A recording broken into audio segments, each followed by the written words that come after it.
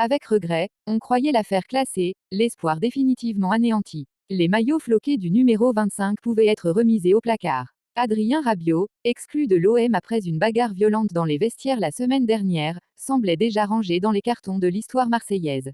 Et puis, samedi soir, contre toute attente, le fantôme est revenu hanter le Vélodrome.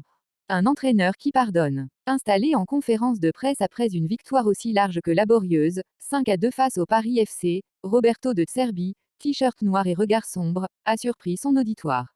Je tends la main, a-t-il lancé, espérant qu'il existe les conditions pour réparer les choses. On aurait dit une réplique de théâtre, tant la volte-face paraissait improbable. Toute la semaine, le club avait semblé décidé à tourner la page, comme si une faute suffisait à effacer un héritage. Mais l'Italien a choisi la nuance, même s'il a fait une erreur, j'espère, et pas seulement pour la valeur du joueur mais aussi pour celle de la personne, qu'il y a les conditions pour réparer. Roberto de Zerbi tend la main à Adrien Rabiot, je lui ai donné un conseil. J'espère qu'il me suivra et qu'on pourra recomposer les choses. pic.twitter.com/oa3ibad7va.